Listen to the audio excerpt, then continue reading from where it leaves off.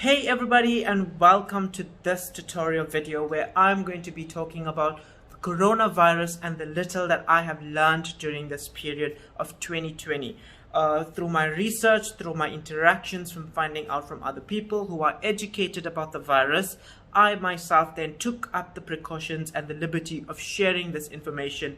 It could be of assistance to any one of your loved ones or yourself. So if you're watching this video, don't forget to hit the subscribe button and a like on this post if you do learn something from today's video.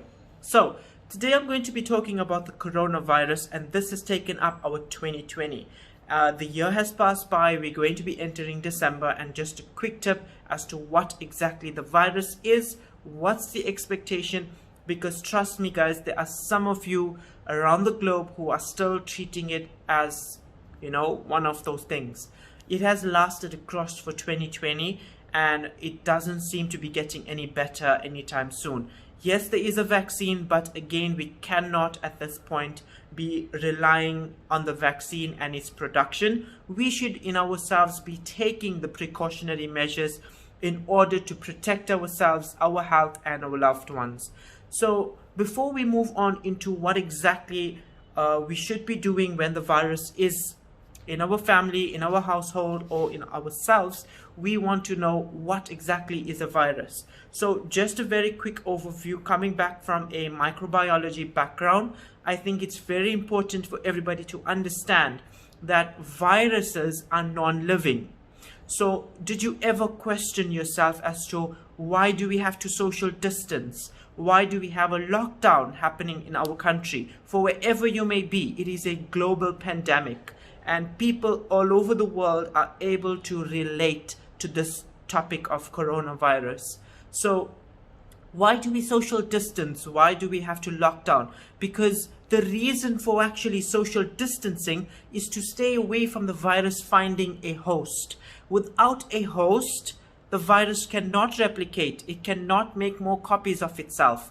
But if you're going to be going to social events and social parties where you are interacting with Mr. X, Y, and Z, then you are allowing that virus to hop on from one person to another. It may affect one person differently, but you another way. So your immune response to the virus could be more hazardous, more dangerous, and in this way, it would be making copies more in your lungs and kidneys and affecting your internal organs more severely. With that being said, I think it's very important for you to practice social distancing, to be wearing your mask all the time in public, for you to be taking immune boosters. I think it's important just for your immune to be strong and supportive, especially if you do get the virus or any one of your family members.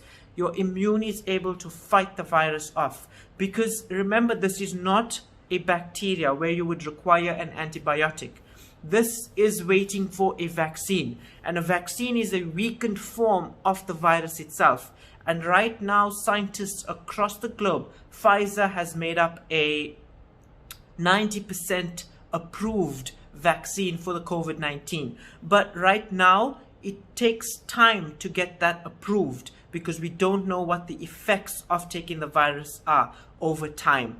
And this is something that is very, very important for scientists in this COVID-19 research. So guys, in the meantime, I think it's very important for your safety, because remember, we don't want to risk it walking out without a mask, without being educated about the virus. It is important for our safety and our loved ones, because remember, the day that one of your family members or friends are admitted into the COVID-19 ward, they're going to be battling it out alone. You do not know the progress and the situation because you are not there to assess it. You are not there to actually observe what is happening, because it is the coronavirus ward, which is restricted to visitors actually entering. So it's not like a normal person admitted into hospital. And this is one of the unfortunate things.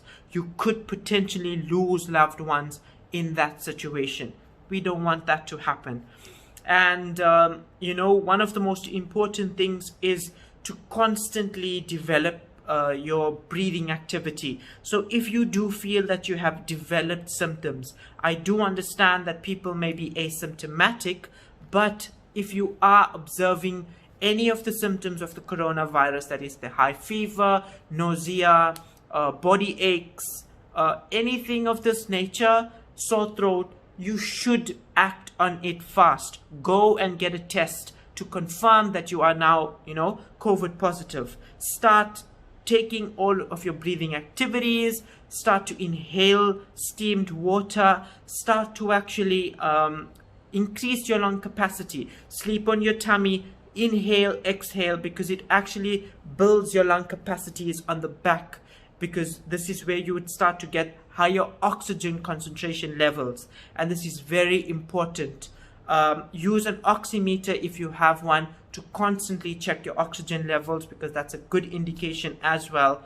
So guys, with this being said, I think it must have been rapid explaining it, but if you didn't catch on anything, go back into the video and watch it again. Until next time, be safe, stay home, and be responsible.